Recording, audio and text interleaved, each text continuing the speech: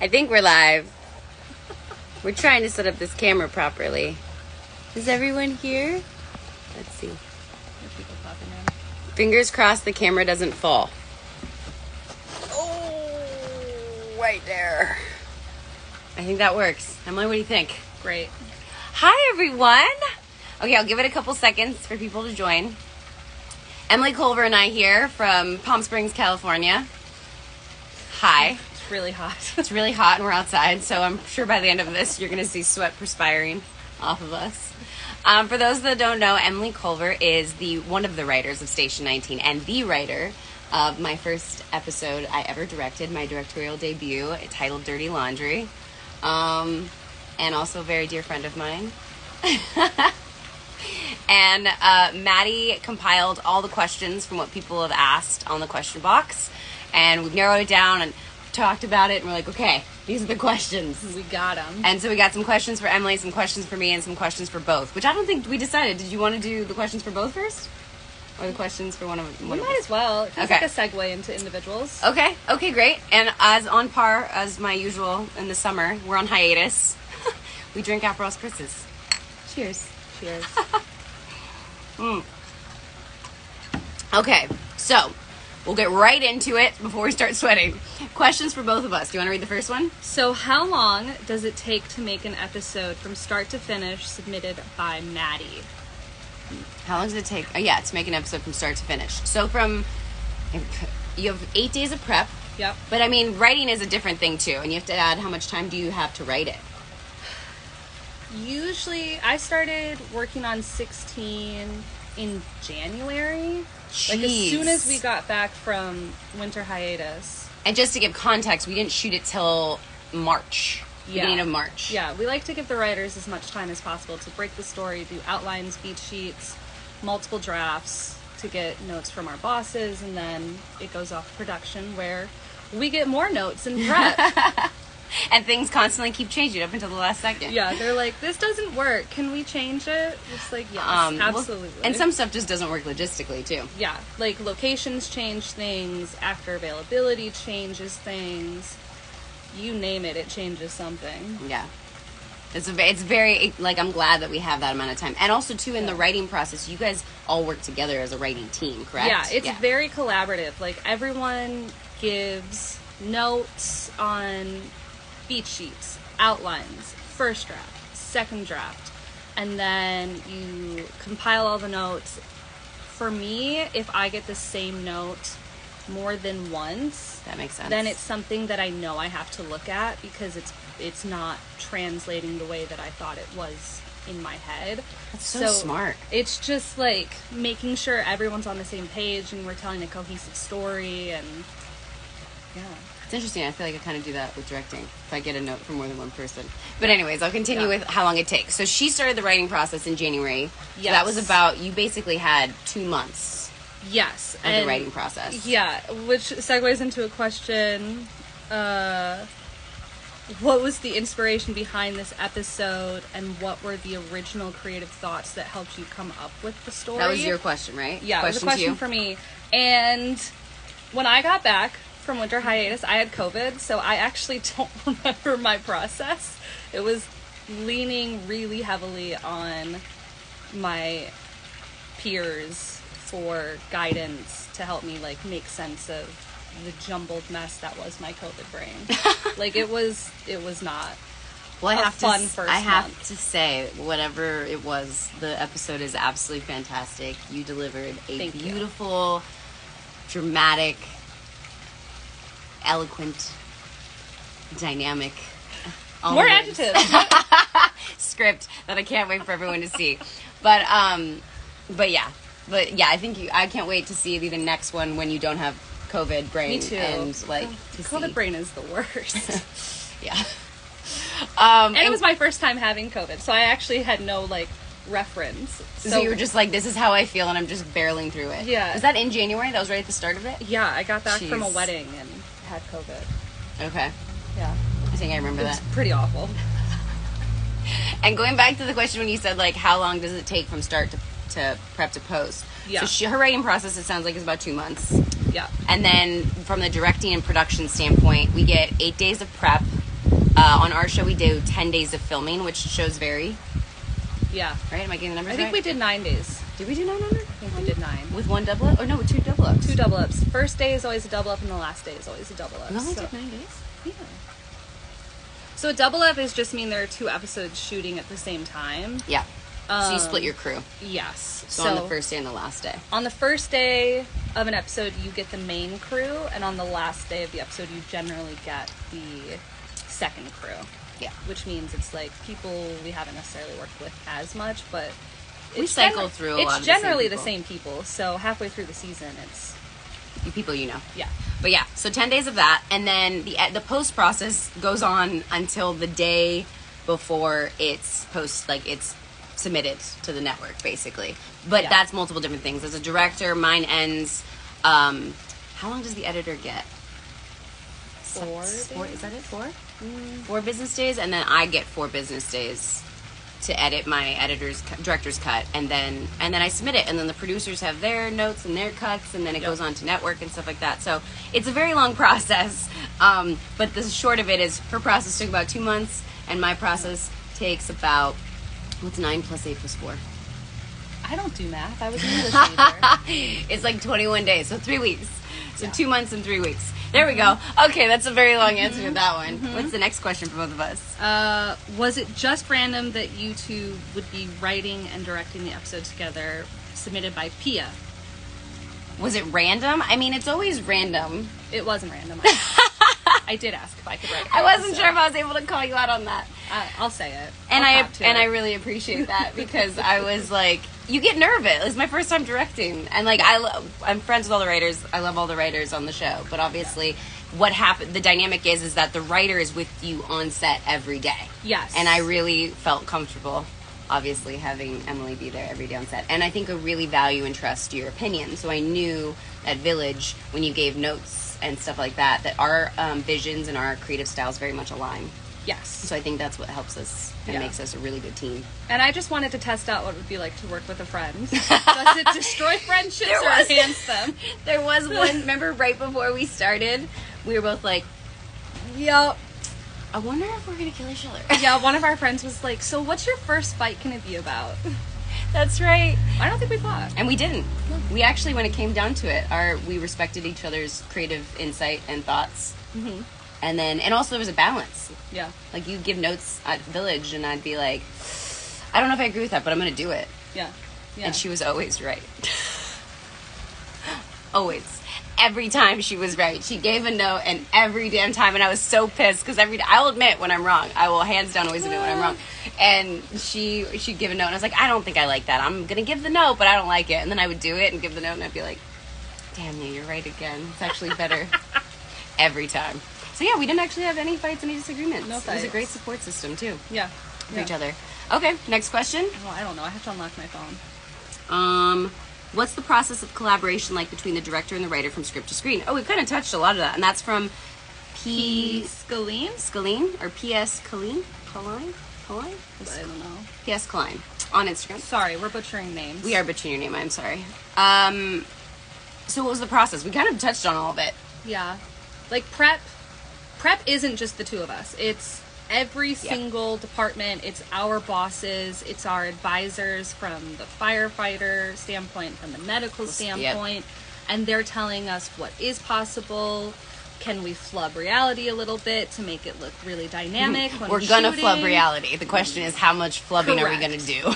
And it's just like post-production, VFX, every department, special effects. I was gonna say makeup, hair. Yeah, like everyone is a part of it so that they have ample time. Oh, and set deck and art department, like costumes. Everyone who anyone else I'm forgetting puts their stamp on an episode is a part of it so that they can tell us props, huge props, definitely.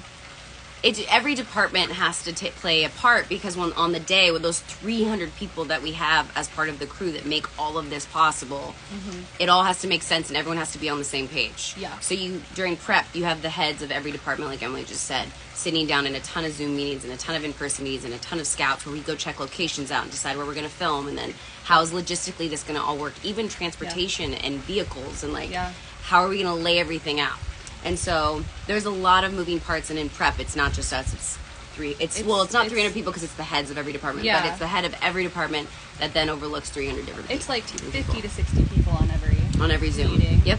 And you're constantly running into obstacles, and and as a team, as a collaborative team, you have to decide how you overcome them or fix them or figure out how script-wise, how are we going to make this work. And then it's like, if we choose a location, what do we have to change based on the location? Yep. Are we... Which happens a lot.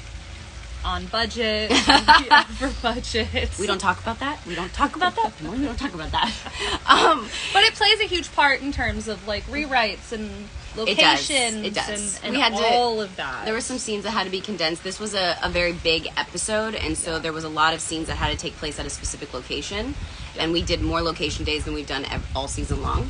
Yeah. So that was, number one, it's a big expense, but also how do you scale that down, the scenes that were there, to try to make it all make sense and make it doable. Yes. And that was great because it was 100% doable at the end of the day. Yeah. And then what were you going to say? Well, I was going to say, when we're on location, you really only have daylight unless it's a night shoot. Yeah. So you have very compressed hours.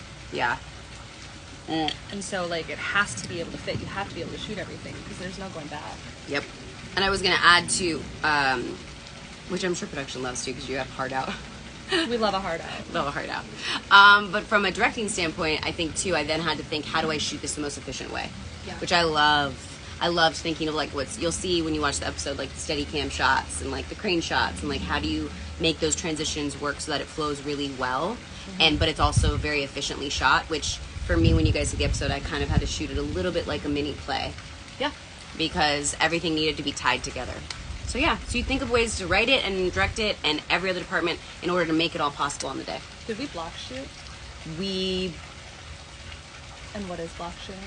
Block shooting is where you shoot one direction. Well, there's directional block shooting, but that's basically what you're referring to. Yeah. So directional block shooting, where we basically decide to set up the cameras and shoot one way. We didn't directionally block shoot. We did. The incident. No. We directionally block shot in the other scenes. Yeah. Not at the incident, though. No, not at the incident. Yeah. No, we directionally block shot. You'll see I posted a picture yesterday so people know that there's at least one scene that takes place in Grace Sloan. Oh, great. I'm making sure I don't give any spoilers. So when we did some hospital scenes, we directionally block shot them. Yeah. Meaning we put the camera on one side of the line, shot all of the footage that had to go that way for a total of I'm not going to give anything away, for a couple of scenes. And then you move the cameras to the other side and then do all of those exact same scenes from the other direction. So it's really hard on the actors because they have to remember the lines for all the scenes and then actually revert back to their emotions and how they were feeling in the first scene. So it's definitely something you have to ask the actors if they're willing to do and prepared to do and want to do. Because it really is their choice at the end of the day. But it does save time. Sometimes it actually depends. A lot of directors, it's kind of back and forth. For me, I felt like it did because there was only basically one actor's whose coverage I was getting on the other side. So the turnaround went really fast. The turnaround went really But that fast. day was the longest day we filmed. Yeah. Also, shout out to our art department and set deck. Oh my gosh. For the scenes that she's talking about, we didn't film at Prospect. We filmed... They don't know what that means. We didn't film at Grey's Anatomy. We filmed on our stages, and they built an exact replica. And it's perfect. Like, they're just the most talented people. They really are. Our art department and our construction team. Yes. Everybody really, but we're going to rave about everyone. Oh my gosh. Transportation for this episode, too. Oh my gosh. So anyway, what was the even question that we started this with? What's the process of collaboration like? Oh, it's amazing. And without the collaboration of every single department, it wouldn't be possible. Yeah. Like, it is 100% a very collaborative process. Yeah. Like we get credit because she's the director, I was the writer. Yeah. But it's really, we wouldn't have television or this episode without every other person that put it together. It's the perfect example of that saying, it takes a village, because it really does take a village. And actors get so much credit when it's like, it took so many people, and actors, I have to say, we just show up and we say our lines. I mean, listen, we gotta work some emotions every once in a while and do some crazy stuff, but like, really, it's just we show up and say our lines. There was one question I know for me that actually ties into this question, though. Was directing an episode like that? No, what's the difference between directing this one? Oh, yeah. What's the difference, because we're talking about this, what's the difference between directing a short film and an episode of TV submitted by Alessandra? Honestly, the scale is much bigger. So I was actually more nervous to shoot my short film than I was to shoot an episode of television, because I had so much support from so many different departments, and all I needed to do was be a leader. All I needed to do was tell people what my vision was and what I was planning, and they did all the things. When I did my short film, I had a team of people, but I was making decisions, but it was on such a small scale that I had to wear multiple different hats, and that was harder. And I was honestly financing it too, so you have the pressures of, this is all your money, and so the stress of that. It was just, I had way more stress on my shoulders, because so much more relied on me for my short film versus an episode of television. I really was able to step back and just be a director, and then an actor when I had to act. So that would be the difference. Well, what's great about TV too is, like, if you're not sure about something, and even I do this on sets, like, if one of my producers is there and I feel that something's not working but I don't know what it is, I can ask that too. And that's the thing, it's like, you just have so much support. I knew that was going to happen at some point. Is not strong enough. It's not. The wind started to pick up. But yeah, you have so much support. We all have so much support. Like, I don't know if it's going to stay now. Stay. Yeah, that's the huge thing with television. Yeah. And we have such an amazing crew on our show that you can trust everyone's opinion. Yes. So it's kind of nice that you can look at anyone. I remember after every take, I'd look at you, Amanda, our scripties, one of our script supervisors, Amanda, and Sharon. Emily Ryder. Sharon's our other script supervisor. Who else did I look at in the village? You, Amanda, Sharon, Darren, and Darren, our DP, Darren, our director of photography. Nothing would be possible without the director of photography, and that's that's actually, once filming starts, the most important dynamic a director and a DP that have to have, because you're the one. I can't directors. Some directors know everything about camera and everything about cinematography, but a lot of directors, it's not a requirement. Your job is just to kind of plan the shots and have a vision and to tell a story. But the director of photography is the one that tells the camera operator how we're going to accomplish it. They say what equipment we're going to get, the order in which we're going to shoot it, because they also can say what's the most efficient way of shooting it, because they know how long it takes to set up certain things. So anyways, that's the most, once we start filming, I'd say that's the most important dynamic during the actual filming process. But I don't know how I got on that. Next question. Okay, we've got one more for the both of us. Yeah. What were your initial thoughts when you first watched the final cut of the episode, and what were some of the responses and feedback you received? This is for both. Yeah. So we see different cuts. What's the first cut you see? The director's cut. Okay. So the first cut I see is the editor's cut. Yep. So, okay, it's official.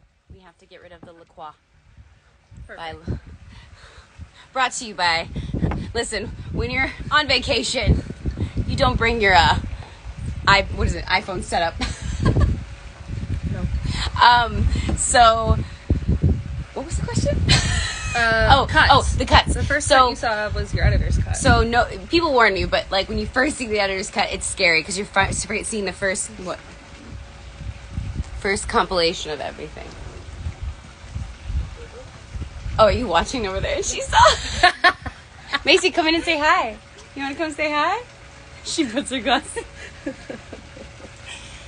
Hello. Macy's watching it inside the house. She's like, I don't know if this will help. This just holds up a mirror. Oh, yeah. I'm saying for you to put the phone on it, behind the phone. Behind the phone? Oh, like this? Yeah. No, I don't know. Ooh. Maybe? Oh, maybe. Oh! You're so smart. How are you so good? And pretty. I love It's you not too. fair. It's not. I love you. That was amazing. I'm so in shock right now. This is work. She just gave us like one of those like magnifying mirrors that you use when you're putting on makeup or tweezing hairs or something. Yeah. And it works great. Anyways, Emily sees the director's cut first. I got the editor's cut. It's really crazy to first see all the stuff put together, and you're so scared, like, oh my god, did I get all the footage? So my reaction at first was like anxiety, because I saw it all together and I was like, did I get all the pieces? Why does this not flow? But you don't have any of the VFX. You don't have any of if there needs to be ADR lines, or there's not proper lines, or like something didn't work out the way you thought it was going to play in your head, but you've got to sit in the editor's room and like play around with it. So when I first got the director's cut, it was a lot of anxiety at first because it was my first time seeing it, but Sandra, our editor, is absolutely fantastic and killed it, knocked it out of the park. And so really, I just had to do like the first time director thing where I had to go through every scene and torture her with like notes and thoughts and ideas. And like, can we try this? Can we try that? Can we try this? Because I was so anxious, when in the end, her editor's cut was very close. It was just fine-tuning different takes and kind of different arrangement of stuff. The biggest shift was there's a montage, like we have in every one of our episodes, where it's a compilation of beautiful scenes over music, and I'd say that's the only thing I really adjusted significantly, was the montage. And then you get the director's cut. So how do you feel? What's your process when you get the director's cut? I mean, I loved it. I didn't have very many notes at all. I think I had 2. I had 2 notes. I didn't even know that. And I passed my notes along to my producer, Peter Page, who then Hi, Peter. Who then goes in and gives every episode his magic touch and that is an understatement. Helps finalize everything. Yep. I didn't really have any. Yeah, which I was so happy. So I loved it. At the end, I cried. Oh, I cried too. Yeah. I cried, and it was an episode. I was like, God, I cried the most when I read the script. Yeah, but Peter Page, going back to that, is absolutely amazing. So I hand off the director's cut. I get the 4 days, I hand it off, and then Peter works his magic. And so you really, as a director, you don't have the final say, you know? Correct. But I have to say, like, Peter made the episode better with the changes he made. I agree. Which is beautiful. Because I knew he would. I was like, what's Peter going to add to this and make this different? Or what scenes he's going to take or rearrange the scenes? And he did a huge rearrangement of scenes at the end of the episode. Do you think the biggest challenge in editing is also taking time out of the episode? Yeah, I mean, you have to fit a certain time to deliver an episode for network television. So it has to be a certain time. 42 minutes. And is it 42 minutes exactly or 42 minutes in seconds? 42 minutes and like 19 seconds it's or something. Some very specific number. And episodes are always going to be over because you want them to be over. So you have extra footage that you can cut. Yeah. But I started with being I started with 6 minutes over. And I think... And I had to and I tried to cut all that as much as possible so that it wasn't having to be in Peter's hands to like cut stuff. Although Peter's like, Danielle, don't do that. Just like, don't worry about time. But I did. And I was trying so hard. So when I delivered it to him, it was like a minute and 30 seconds over. And then he had to figure out how to get that minute and 30 seconds out. And he did brilliantly, because when I watched the cut, I was like, what did he notice cut? Any changes. I didn't either. I was like, what did he actually cut out of here to make a minute and 30 seconds go away? But it was actually a lot of fun, and what's cool is you cut stuff, you miss it, but then you realize it makes the episode better, so you're like, oh, it actually works. But I think both of us, him and I, there was no significant scenes cut, which is what you want to avoid. You really want to keep the integrity in the scenes in the episode. But you just trim air, like if people is too many pauses, or just make stuff faster, cuts quicker and stuff like that. So that's, it's daunting to do, but I actually had a really fun time deciding like what to cut. And then every time you cut little things, it actually makes it better. Yeah, I love post-production. Yeah, it's fun. So much fun. The music though is not my strong suit, I will say. I know directors that they hear the songs in their head while they're directing and shooting it. And I don't do that. So hopefully over time that becomes a thing. Okay, what question we got next? Is this my turn to ask you a question? Sure. Who comes up with the titles of the episodes? We'll still going faster because I know this is going long. Writers come up with the title. And do you want to explain the title of the episode? So originally it was titled Easy on Me. Mm-hmm. Because if you don't know, we title our episodes after songs. Just like our sister show, Some Grey's people Anatomy. might not know that. So interesting. Yeah. And originally it was Easy on Me, but one night I was driving home, I think from your house, and Don Henley's Dirty Laundry came on, and she's obsessed with Don Henley. I love Don Henley. For anyone that doesn't know, now you know I love Don Henley. And the title fit the theme of the episode, so I was like, oh, I'm just gonna make it a Don Henley song. And I tried really hard to put Dirty Laundry in the episode. Although I didn't submit that as my director's cut because I was like, I don't know how well received that's going to be taken. Not because the song's not great and amazing, but more like it doesn't really fit the style of our show. Yeah. So I had to take it out, even though I did have it as the opening song for a hot second. You did. But anyway, so that's how they come up with the titles. What was the, did we say what was the inspiration? What was the creative? Yeah, That's when I you said said I you had had COVID brain. What is it like for the writer once filming starts? What role do you play on set? We touched on it a little bit. Anything you want to add to that? It's really just... Sorry, that was from Megan. I'm sorry. That was from Megan on Instagram. Yes. Sorry. Oh, and who comes up with the title is Nadine. You asked that. Oh, thank you for saying that too. Yes. I missed that one. What's it like for the writer once filming starts? I mean, it's really just trusting your collaborative partner at that point. And That's me? Yeah, the director. I was like, is that me? It is you. Confirming. It is you. And it's like we have tone meetings in prep that really our bosses tell us, like, this is sort of what we're envisioning emotionally for whatever scene. And it's just like making sure we stay on the same page, no one forgets anything, and fine-tuning performances if need. But I didn't have many notes. I mean, every note you had was brilliant. I can now say in hindsight. I mean, they were brilliant on the day too, but I would fight them sometimes. Not even fight them. I That just was goes like, into this question Which for one? you. Where was it? Here? Who gave you notes on the scenes that you're in, and how was it navigating that? Submitted by Lauren. Do you want to answer that? Yeah, so as you guys know, I had to direct myself. I mean, they try their best, especially for first-time directors, to write us out of episodes as much as they can so that we can really just focus on directing. And I want to say thank you, you tried, but I was in the episode. And more than I think I expected, even though early on, I will say, I was like, put me in the episode, I can handle it. And then I had to direct myself, and I was like, oh boy.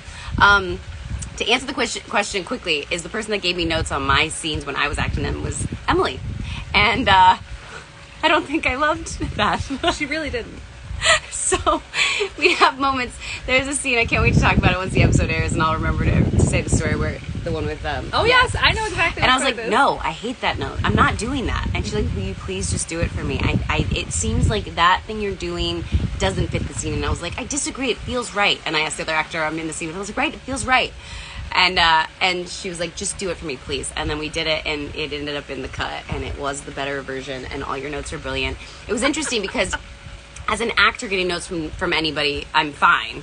But in this situation, because I was the director and acting, it was hard. And you didn't have to give me a ton of notes in regards to, I did get playback on a lot of days we had scenes. So I was able to watch the performance and then adjust performance based on watching playback, which is basically just like, you're watching the scene back on the day, which is not normal. You only get that. You have to request that. Yeah. So I got that, but when we were on location, I didn't have that. So the scenes I had on location, I had to trust Village, which I did completely. Yeah. And the thing is writers don't give actors notes. We give directors notes to give to the actors. Valid point. But I didn't have that luxury in this instance. You had to tell Danielle, I had the director, to tell the director who was the actor. what to change. And I was like, I don't do this, so I'm just going to tell you what my thought is. There you go. Just needed your face. And I appreciate it, and it worked. But yes, that was the first time. I usually don't fight notes, and I was just like, fine, whatever, I'll try it. And you were right. Xavier, hi Xavier. Xavier's on. He just texted Hi, you. Okay, let's see. Where are we at? What are your favorite type of scenes to write, and what are the hardest? And it doesn't say who that's from. What are my favorite scenes to write? I love scenes either that are going to make you laugh or are going to make you cry. So, my episode was the whole crying one then. Yeah. I think they were going with one, like, really laughable there are certain, like, you guys watch the show.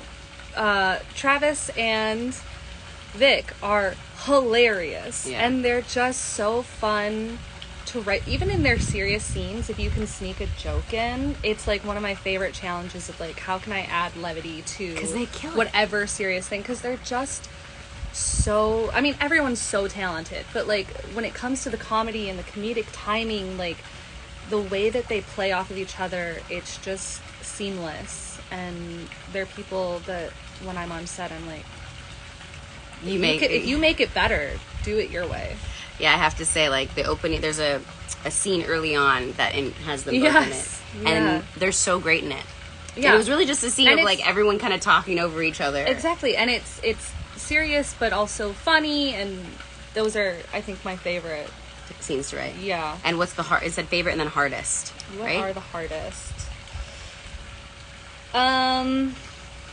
The hardest ones are just when I can't see it yet. Like, if I just can't picture the people in my head moving around, then I get a little writer's block, essentially. Yeah. Like, what is this scene supposed to be? Yeah, well, it's just like finding the words. Sometimes I just can't figure out what they're feeling or what they're saying, and so I go sit in my bathtub and That's right. talk to myself as the characters until I figure something out. I love that. Yeah, all their voices are in my head. It's pretty fun up there. This one is, how would you describe Danielle's directing style? She's very type A. Like, she knows what she wants, which is amazing because it's so helpful for everyone. Asks a lot of questions to all of the correct people, make sure everyone knows what's happening, but very type A. And I am not, which actually I think is why we work. Is why we work so well. Like, Yeah. if we were both super type A, we would have just butt heads the entire time. Yeah. No, is that what I am? I'm type A? Oh. Yeah, huh? I mean, I'll take it because it worked for being a director, but I don't know if it's like a positive trait. It's not bad. You're very organized. I mean, that's just what it is. Like, Yeah. you're very organized. You know exactly what you want. You know how to articulate it.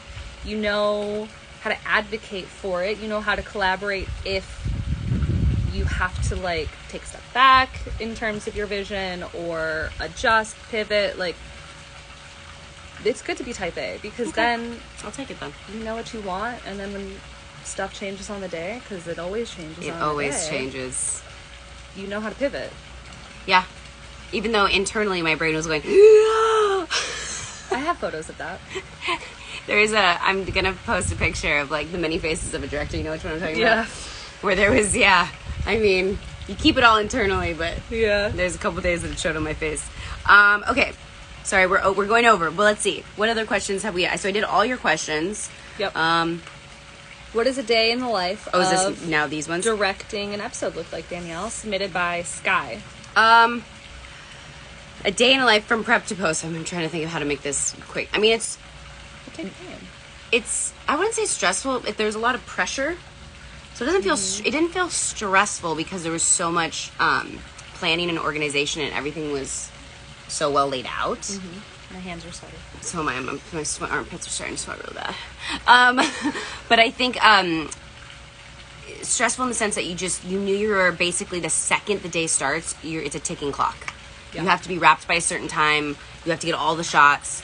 So you kind of start the day off with like a lot of anxiety more than anything to just get that first stuff, but you can't show it. So I actually was having to act a little bit as a director because if you show it, it influences everyone's attitudes. It influences the crew, the actors. If they feel like you're flailing, they're just going to lose faith in you. And then the day starts going downhill. Yeah. So I think there's a lot of anxiety to get a lot of things done and to make sure that you're making sense with your notes and your direction. And so I actually love it. And I find it really exciting. And I love the challenge of it all. So Yeah. exciting would actually be what's a day in a life? It's exciting. Well, But and also every night you would go home and work on the next day's challenges. 'Cause Yeah, the shot list. Yep. We get a schedule ahead of time of what we're shooting and on what day. Mm-hmm. And so every night you would go home and start designing the next day's Well, vision. thank God I designed them all in prep. Well, yes. But then, yes, the night before or the 2 nights prior, I would build shot lists that then I would send to the entire crew, mainly the heads of departments, depending on who wanted to read it and use it. What's a shot list? A shot list breaks down exactly what it sounds like, but it breakdowns the shots for the day. So what I'm visualizing, what I want to shoot, the shots that we have to get to tell the story, and then some kind of creative shots that would be nice to get from a director's standpoint. So God forbid the day's going over, you can cut those creative shots, sadly. But I don't think I ever had there was only one shot. I didn't have to cut it. I actually forgot to shoot it. That was a creative shot that I wanted to get, and I'll explain that. I'll try to remember, too, to say that when it comes time. It was just a cool little shot I wanted to get that may not have been used, but I didn't, on the day, just didn't get it. Well, how is that? Like, you spend all this time designing these, like, super creative shots, and then how is it, like, deciding if they're going to get used? What happens if they don't get used? It's nerve-wracking. There were a couple, when the montage got moved around a little bit, like, from a directing standpoint, creative standpoint, the montage is the most, I think, you have the most freedom. Yeah. Because you're basically creating a little dance of images to play with music. No one has to say words, so you're not relying on, like, telling a story. You're telling a story through just through visuals at that point. And so you have the most freedom to kind of get the more creative, but then when you get into the editing room, some of those creative shots may get cut. So that's heartbreaking, but all mine stayed. I think there was only one creative shot that got removed. Only one, and I did get sad about it, but it was still just as good. So I was like, it's okay. We'll talk about it after, so we can't say it on here. But yeah, I think that was the question. Yeah. But yeah, so the creative shots. But honestly, so many of my transitions, which is also where directors get to be really creative, stayed. A lot of my transitions stayed. I did a lot of wipes, a lot of swipes, a lot of really cool shots that actually ended up staying from scene to scene. So I had a blast. Oh, face. You have to open. Oh, sorry. Swipe it up. Okay. What's the next one? We did that one. We gave you notes on scenes. We did that one.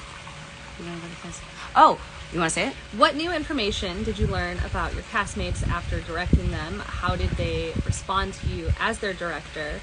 And were you able to get a more intimate look at their personal acting styles? I was so scared to direct my fellow peers. I was so scared.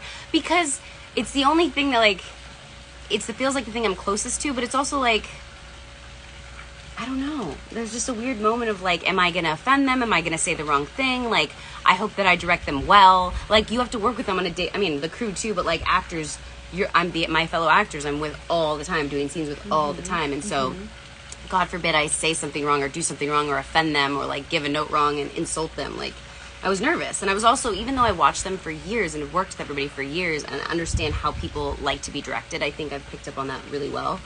I was still scared as to if it was going to work on the day. And I have to say, our cast is fantastic. Yes. Like, they're all such fantastic actors who love their job and are so passionate.